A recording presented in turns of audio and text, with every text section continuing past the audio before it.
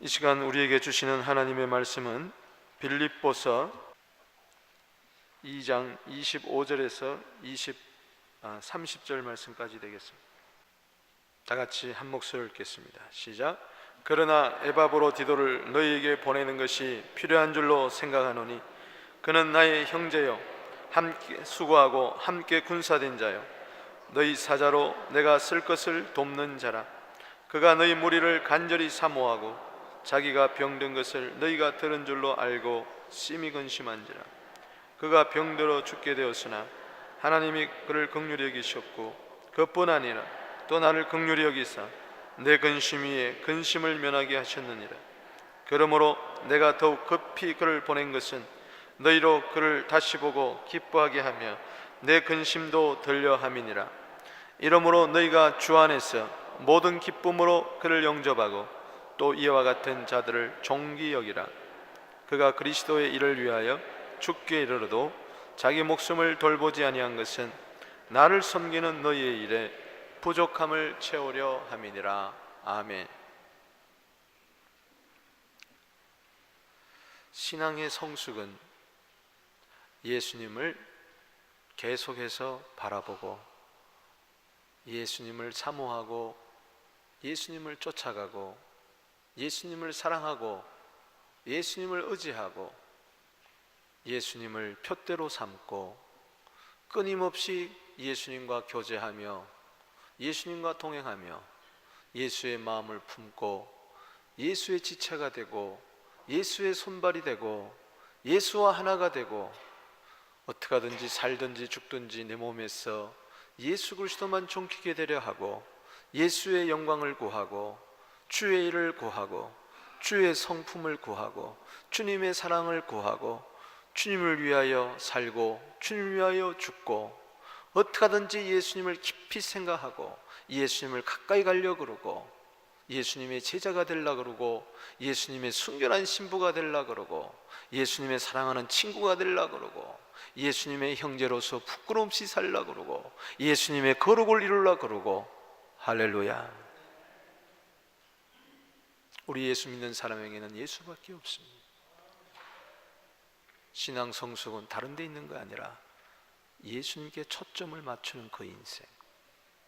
그런데 예수님은 지금 영으로 우리와 함께하기 때문에 우리가 예수님을 따른다는 것이 어떤 면에서는 어렵습니다. 보이지 않기 때문에. 그래서 우리는 예수님을 닮아갔던 예수님을 따라갔던 예수님만 사랑하고 예수님만 사모했던 자들의 삶을 추적해 가면서 그들을 본받게 될 때에 우리는 그리스도인의 풍성한 삶을 누릴 수가 있습니다. 그런 의미에서 고린도전서 11장 1절은 중요합니다. 내가 그리스도를 본받는 자 된 것처럼 너희는 나를 본받으라. 우리는 예수님을 본받으면서 동시에 예수님처럼 살았던 작은 예수의 삶을 살았던 그들의 신앙을 그들의 믿음을 우리는 본받기를 원해야 되는 것입니다. 훌륭한 사람들이 그 이야기를 들어보면 대부분 어릴 때에 그 역사 인물 중에서 위대한 인물들의 전기를 읽으면서 나도 이 사람처럼 살고 싶다. 그래서 훌륭한 교수가 되기도 하고 훌륭한 의사 선생님 되기도 하고 일개 나라의 대통령이 되기도 하고 또 선교사가 되기도 하는 것입니다. 그런 면에서 우리는 위대한 신앙의 인물을 본받는 것이 참 중요합니다. 그래서 좋은 신앙의 인물들의 책을 읽기도 하고 그리고 성경성에 나타난 위대한 믿음의 선진들을 우리는 본받으려고 해야 되는 것입니다. 우리가 본받아야 할 성경의 위대한 인물들이 많이 있습니다. 아브라함도 있고요, 이삭도 있고요, 야곱도 있고요, 요셉도 있고요, 모세도 있고요, 그리고 다니엘도 있고요, 많이 있습니다. 다윗도 있습니다. 그리고 베드로도 있고 요한도 있고 야고보도 있고 바울도 있고 많이 있습니다. 그런데 우리가 잘 알지 못하는 또 다른 많은 신앙인들의 숨겨진 보석과 같은 인물들이 있습니다. 단 성경에 한 번 밖에 나오지 않았지만은 곰곰이 되씹어 보면은 참으로 우리가 흠모하고 존경해야 할 그런 인물들이 많이 있습니다. 그 중에 한 분을 소개하면서 이 성령 충만한 달에 우리 모두 이와 같은 삶을 살기를 원하는 거, 우리 자녀들이 이와 같은 인물로 키워주기를 바라는 것입니다. 그 중에 한 분이 바로 에바브로디도입니다. 우리 에바브로디도 그러면 발음도 잘 되지 아니하고, 에바브로디도가 누군가? 이 방언할 때 에바브로디도 하는 건가요? 누군가? 오늘 에바브로디도가 빌립보 4장 18절에 나오는데, 바로 빌립보 교회 성도들이 로마 감옥에 있는 바울 목사님에게 선교 예물을 모아가지고 보낼 때에 바로 에바브로디도 편에 보낸 것을 알 수가 있습니다. 바울은 에바브로디도를 이야기하면서 에바브로디도 편에 너희가 준 것을 내가 받음으로 내가 풍족하다. 이는 받으실 만한 향기로운 제물이요 하나님을 기쁘시게 한 것이니라. 하나님을 기쁘시게 하는 그 선교 예물, 그리고 하나님께 드려지는 향기로운 생축의 예물과 같은 그 예물을 모아가지고 복음을 전하다가 로마 감옥에 있는 그 바울 목사님에게 이것을 전달해야 될 터인데 어떻게 하면 전달할까? 그 빌립보서 4장 10절에 보면은 바울을 향한 애틋한 사랑의 애정의 씨앗이 다시 회복되면서 저들은 빌립보 교회 많은 성도들 가운데에 에바브로디도를 택했습니다. 여러분, 그 당시는 컴퓨터 시스템도 없고 인터넷도 없고 인터넷 뱅킹도 할 수 없고 그리고 은행도 없고 사람 편에 보내는데 아무한테나 돈을 맡길 수가 없는 거예요. 돈을 이렇게 척 맡길 수 있는 사람이면은 그 사람은 굉장히 신실한 사람인 것을 알 수가 있습니다. 에바브로디도는 굉장히 돈에 대해서도 신실하고 모든 사람들이 인정할 만한 그런 사람이었다는 것을 알 수가 있습니다. 에바브로디도는 빌립보 교회와 바울 사이를 연결해주는 브릿지와 같고 다리와 같은 중보자의 삶을 살았습니다. 예수님은 하나님과 우리 사이의 중보자가 되었던 것처럼 에바브로디도는 바울과 그리고 빌립보 교회의 성도의 중보자가 되었어요. 에바브로디도는 로마 감옥에 와서 바울을 만나서 그 성도들의 사랑의 예물을 전달해주고 그리고 바울 곁에서 잘 섬겼습니다. 너무나 극진히 섬기는 가운데에 자기 몸을 돌아보지 아니하고 병이 날 정도였습니다. 그래서 바울은 이 에바브로디도가 병든 것을 바라볼 때 너무나 가슴이 아팠고 왜 이렇게 신실한 사람이 아플까? 그리고 이 소식이 멀리 빌립보 교회 성도들에게 들려질 때에 그들도 근심했고 에바브로디도도 성도들이 자기가 아파서 근심하는 것 때문에 또 근심했고, 이렇게 사랑의 근심이 충만한 가운데 하나님께서는 에바브로디도를 다시 살려주셨습니다. 할렐루야. 그래서 건강한 모습으로 다시 빌립보로 돌아가는 때에 바울은 편지를 써가지고 1장, 2장, 3장, 4장에 이 빌립보 옥중 서신을, 기쁨의 서신을 에바브로디도 편에 보내준 것입니다. 빌립보 교회 성도들은 예물을 주었고, 그리고 바울은 말씀을 저들에게 주는데 이 중간 역할을, 신실한 역할을 누가 했느냐? 바로 에바브로디도가 했다는 것입니다. 이제 에바브로디도가 어떠한 사람이었길래 이렇게 바울도 온 성도들도 인정하고 자신의 사명을 이렇게 감당했던가? 에바브로디도야말로 21세기 우리 현대교회 성도들이 살아가는 아름다운 모델이 되고 모범이 될 만한 그런 인물이라는 것이죠. 우리 모두 다 에바브로디도가 되기를 바랍니다. 이렇게 한번 인사합시다. 당신은 에바브로디도입니다. 아멘. 에바브로디도는 어떤 인물인가? 그리고 살펴보면서 우리는 어떻게 살아야 될 것인가? 우리는 사는 것도 중요하지만 어떻게 사는 것은 더 중요합니다. 첫째는 봉사의 삶을 살아야 된다는 것입니다. 이것이 에바브로디도를 통하여 배우는 첫 번째 삶의 교훈인 것입니다. 신앙의 교훈입니다. 빌립보서 2장 25절 말씀을 읽어보겠습니다. 시작.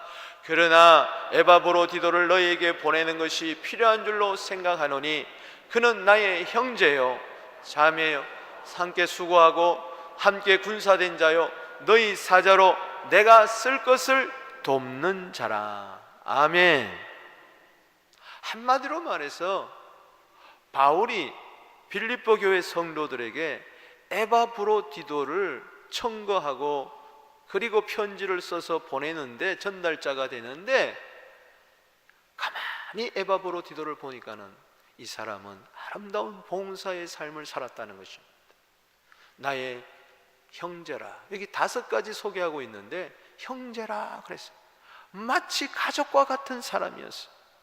여러분, 봉사할 때요, 이 가족 의식이 있어야 돼요. 형제 의식이 있어야 돼요. 할렐루야.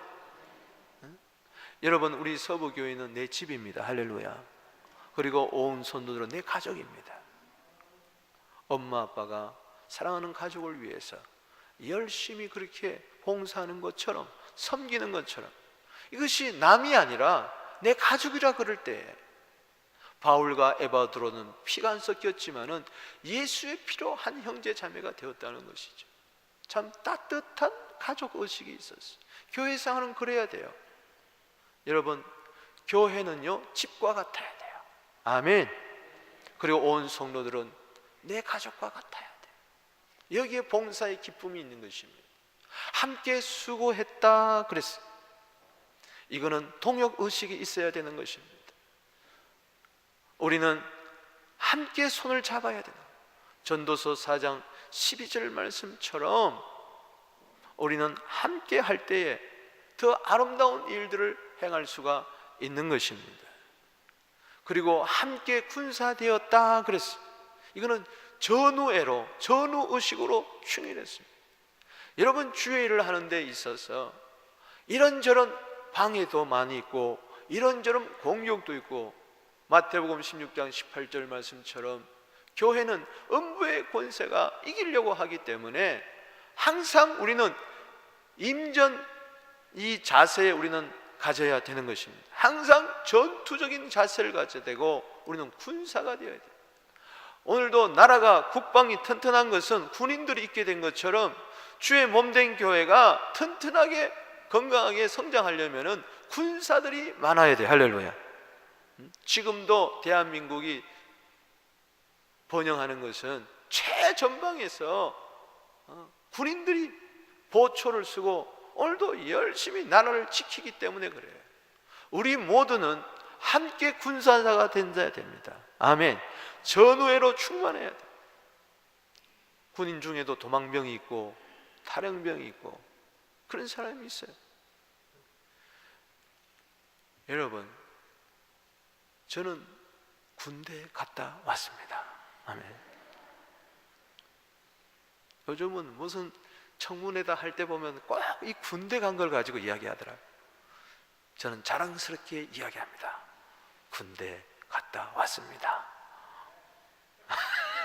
뭐 아멘까지는 아까웠지만 제가 왜 자랑스럽게 생각하느냐, 저의 큰형님은 뚱뚱해서 못 갔습니다. 110kg이 넘기 때문에. 그리고 작은 형님은 몸이 너무 가벼워서 못 갔습니다. 체중 미달이 돼가지고. 저만 갔다 왔습니다. 대표로 갔다 왔습니다. 저는 육군 병장 출신입니다.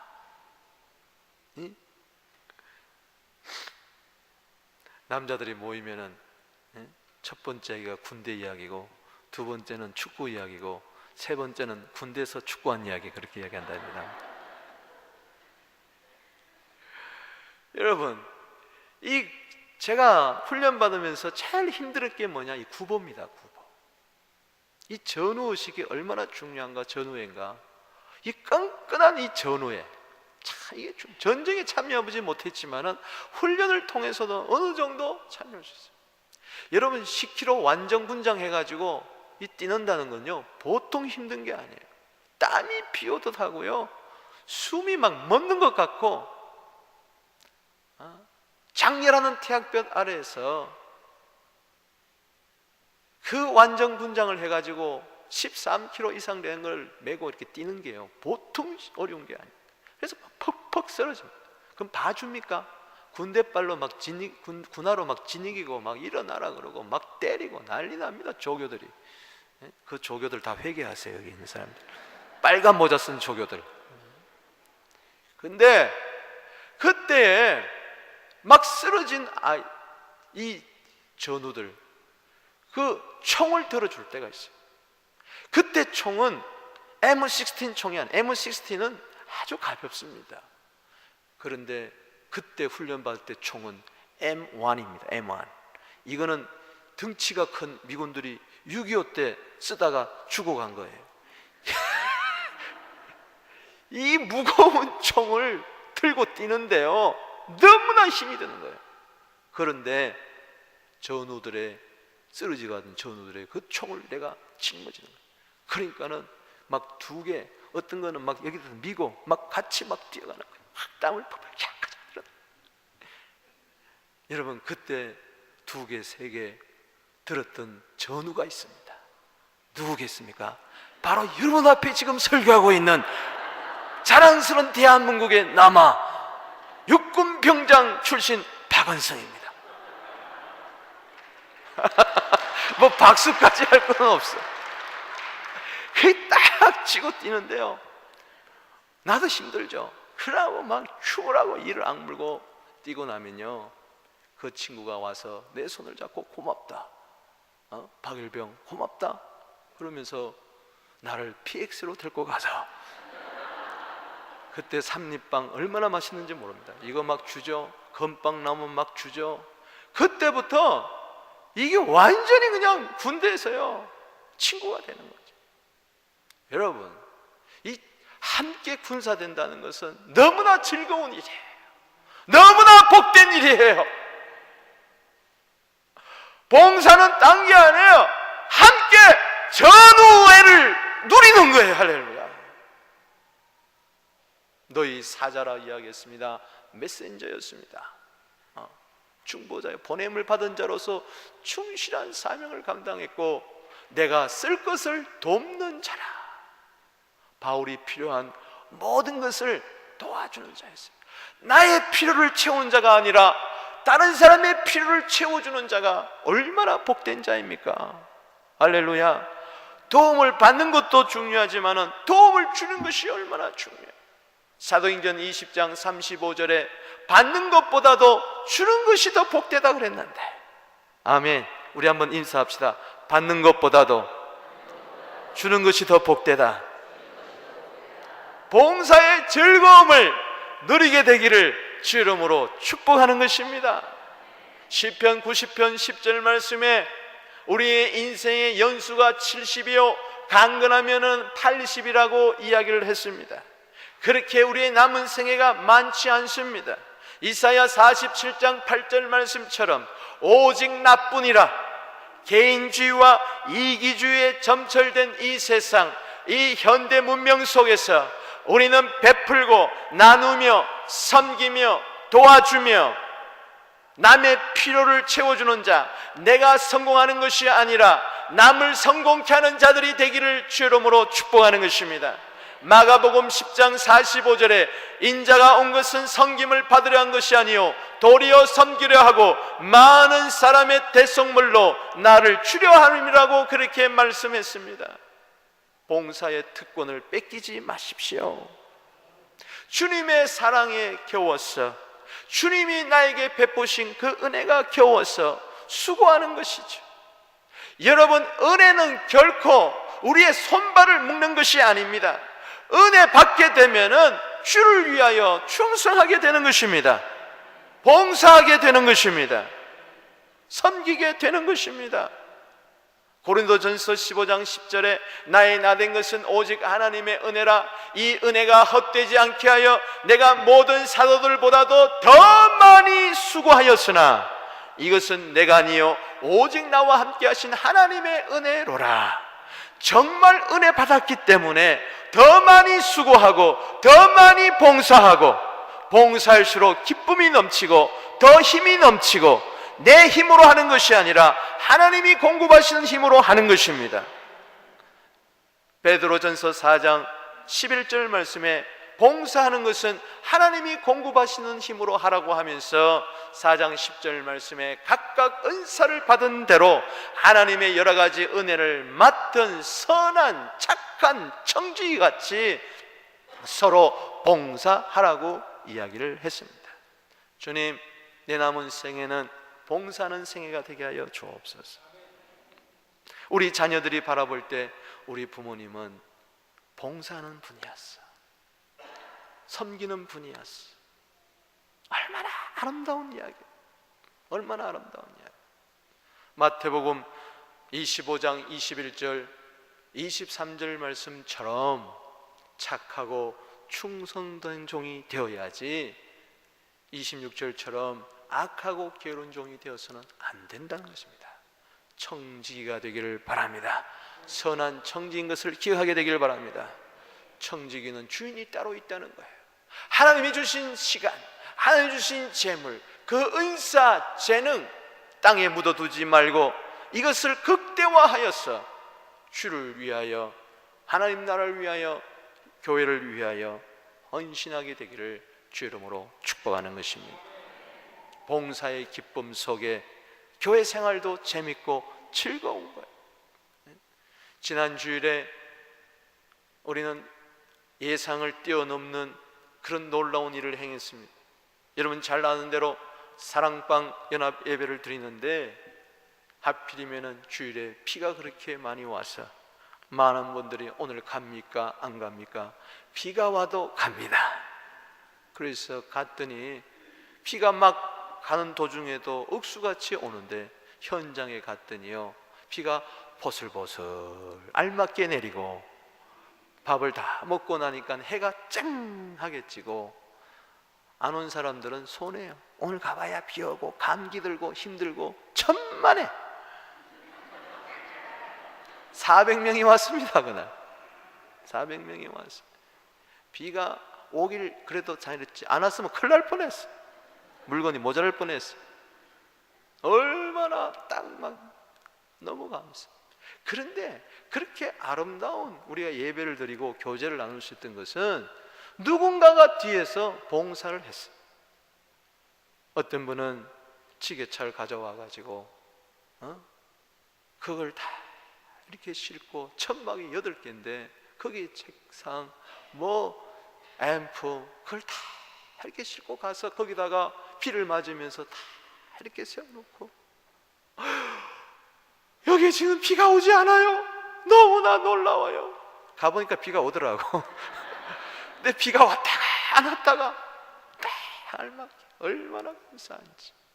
천막을 8개 쳐놓고 거기서 마을별로 고기 구워 먹고, 나는 삼겹살이 그렇게 맛있는 줄 처음 알았어. 팔씨름도 하고 상품도 받고 대박도 터지고 얼마나 감사. 끝나고 나서는 다 또 남아가지고 휴지들을 다 이렇게 줬고, 누가 시켜서가 아니라 천막을 다 긋고 영차 해가지고 또 교회에 와가지고 할렐루야, 그걸 다 이렇게 제자리 정돈을 해놓고 다음에 쓸 것을 준비하고. 그렇습니다. 누군가 봉사한 사람이 있기 때문에 그 은혜를 누리는 거예요. 최초의 봉사자는 예수님인 줄로 믿습니다. 완전한 봉사자는 주님인 줄로 믿습니다. 아멘. 오늘도 이 예배를 드릴 때에 예배 사역회, 찬양 사역회, 찬양대, 예배회 각종에서 수많은 스태프들이 뒤에서 뛰고 있고 섬기기 때문에 오늘도 이 아름다운 예배를 드리는 것입니다. 봉사는 아름다운 것입니다. 봉사는 즐거운 것입니다. 봉사는 복된 것입니다. 우리 모두 봉사하는 삶을 사는 에바브로디도가 되기를 주의 이름으로 축복하는 것입니다. 두 번째, 에바브로디도에서 배우는 것은 정기한 삶을 살았다는 것입니다. 때문에 우리는 정기하게 살아야 됩니다. 빌립보서 2장 29절 읽어보겠습니다. 시작. 이러므로 너희가 주 안에서 모든 기쁨으로 그를 영접하고 또 이와 같은 자들을 정기하게 여겨라. 아멘. 바울은 너무나 감사했어.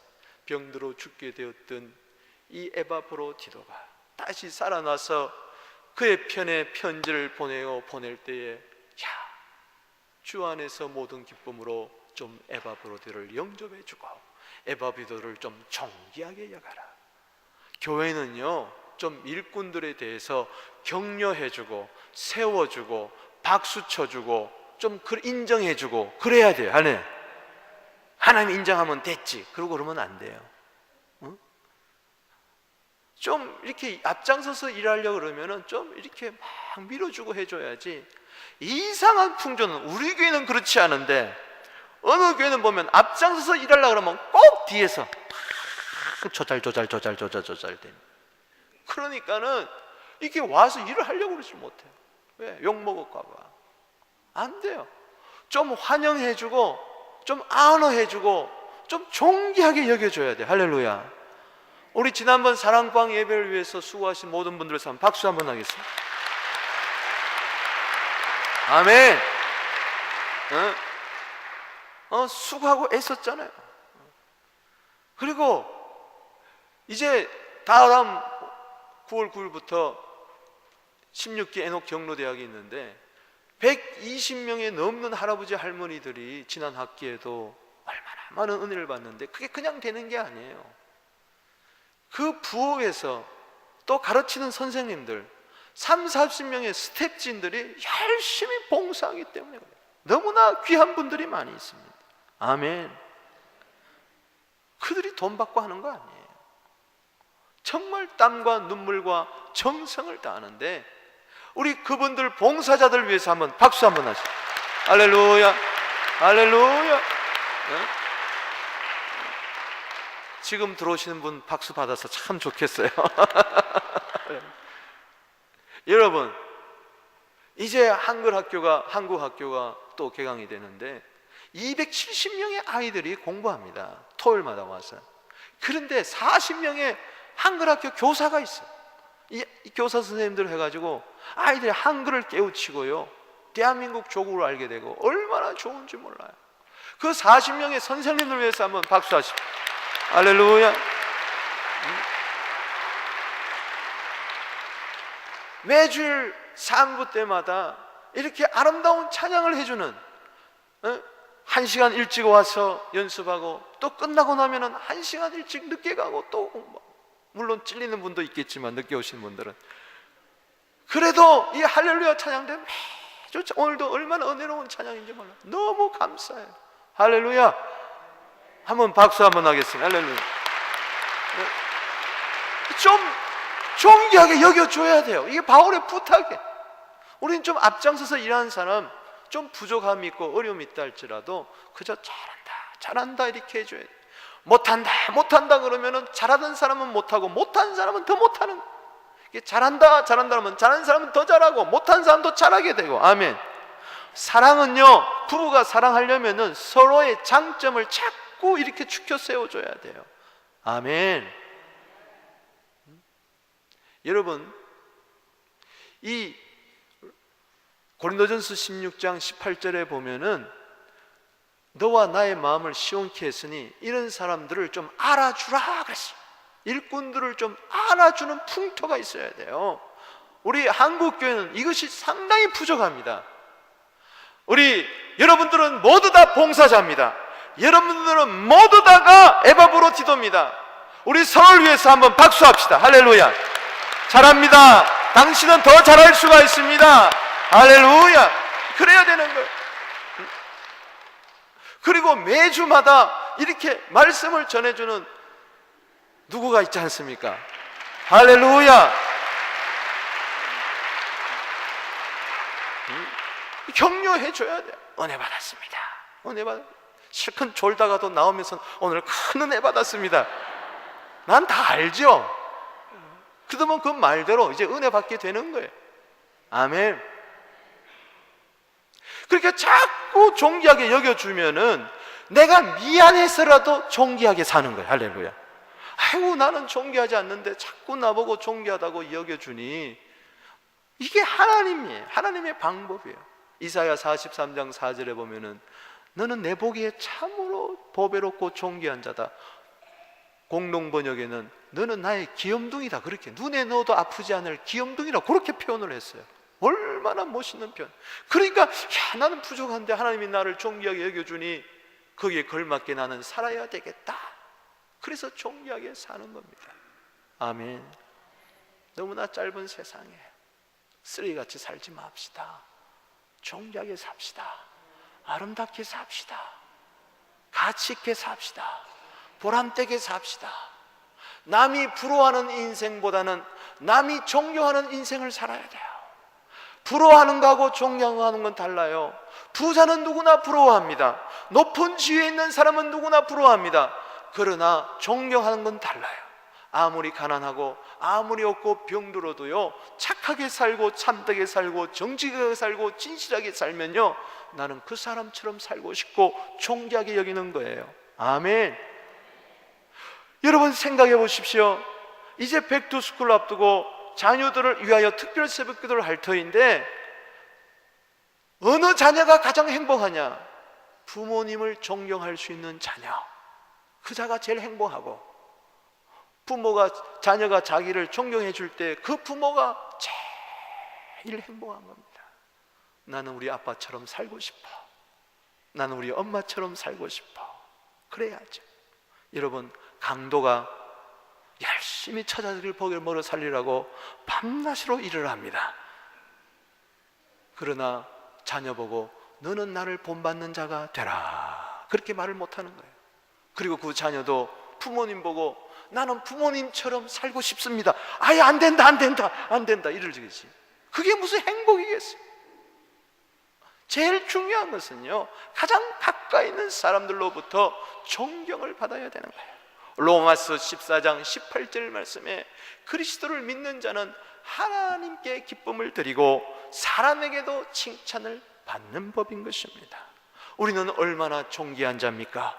베드로전서 2장 9절 말씀에 왕같은 제사장이요 그의 거룩한 나라요 소유된 백성이요 어두운 가운데서 빛 가운데로 불러내신 자의 아름다운 덕을 선정케 하려 함이니라.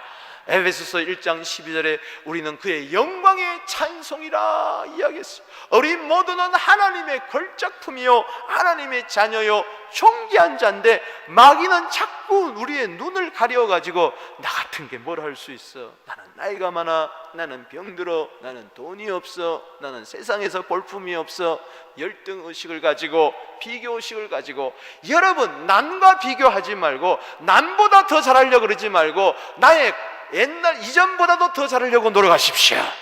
아멘. 여러분 하나님 보시기에 여러분들은 다 존귀한 자요.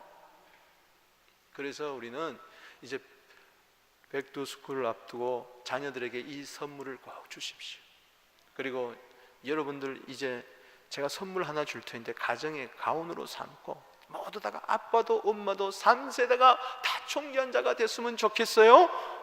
이사야 32장 8절 말씀에 너무나 아름다운 말씀이 있습니다. 존귀한 자는 존귀한 일을 계획하나니 그는 항상 존귀한 일에 서리라. 아멘. 존귀한 자는 누가 존귀한 자냐? 항상 존귀한 일을 생각하고 생각하고 플랜하고 계획하는 거예요. 아멘. 쓰레기 같은 자는 항상 쓰레기 같은 생각하는 거예요. 그리고 존귀한 자는 그 계획할 뿐만 아니라 존귀한 일에 앞장서는 겁니다. 할렐루야. 그 일하면은 모든 것을 내어놓고 그 일에 자신을 던져버리는 거예요. 이게 행복이에요. 할렐루야.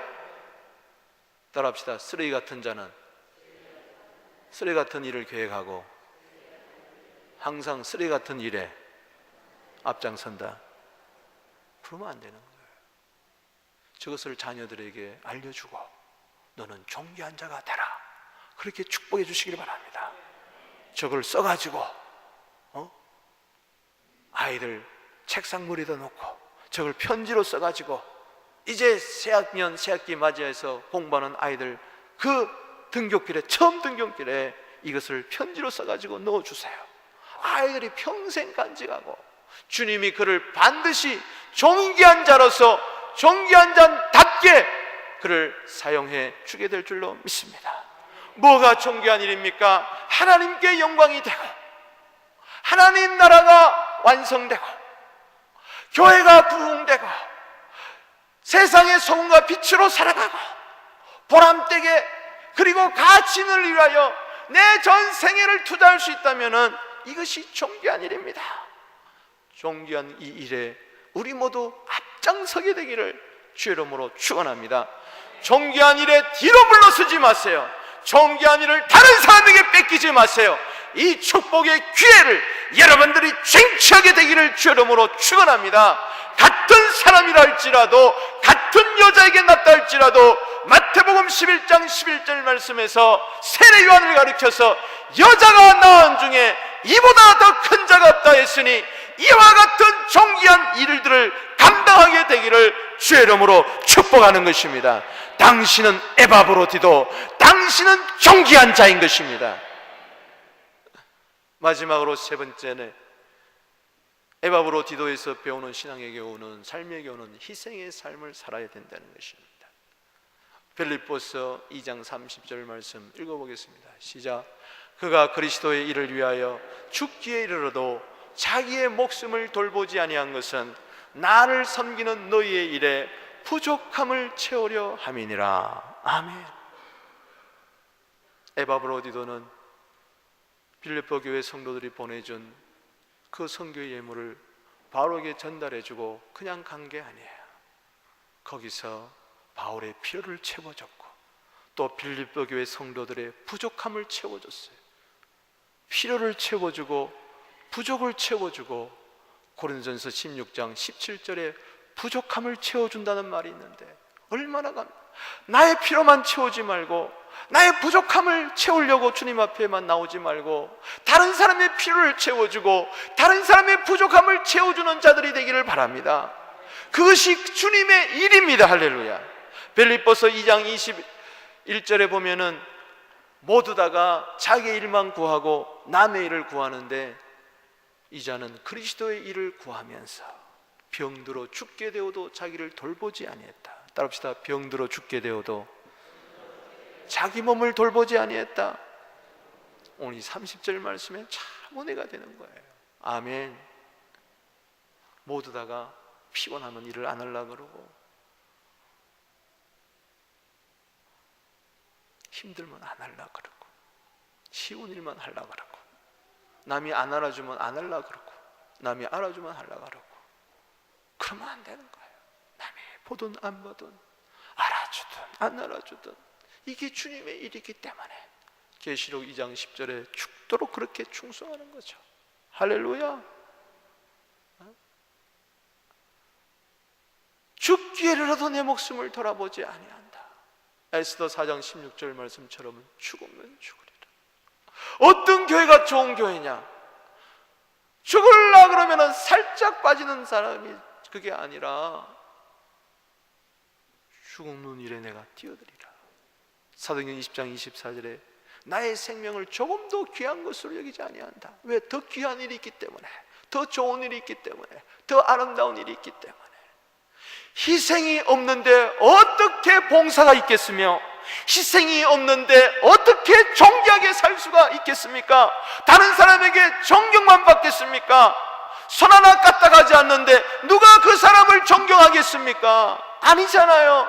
자기의 모든 시간과 재물과 정성을 내어놓을 때에 브리스갈라 아굴라처럼 존경을 받는 것입니다. 아나니아와 삽비라처럼 내어놓기를 주저할 때는 존경받지 못하는 거죠. 희생이 특권입니다. 희생은 기쁨입니다. 희생은 보람입니다. 아멘. 교회가 커지면 커질수록 숨어지는 사람들이 점점 많아지는 거예요. 그래서요 오히려 작은 교회보다도 큰 교회가 골마 터지는 겁니다. 골마 터져. 거대한 고목나무가 되어 썩어 들어가는 것입니다. 왜 그렇습니까?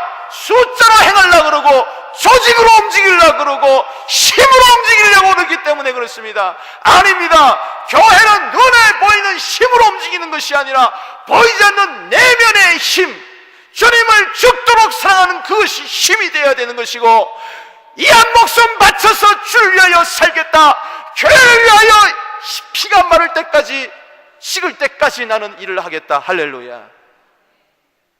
그런 자들이 교회를 생동감 있게 만들고 그런 자를 통하여 하나님 나라가 서가는 것입니다. 할렐루야.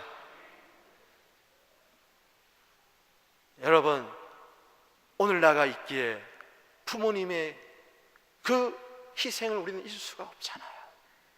간단히 생각해 보십시다. 지금도 부모님의 그 은혜, 어머님의 그 은혜 어떻게 있겠어요? 오늘 이 자리에 우리 어머님이 참 오래간만에 몇 년 만에 오셨기 때문에 제가 한번 선물을 드리려고 합니다. 나 실제 잘 안 되네. 목이 메어가지고. 실제 괴로움 다 잊으시고 기르실 때 밤낮으로 애쓰는 마음, 진 자리 마른 자리 가라니시며 손발이 다 닳도록 고생하시네.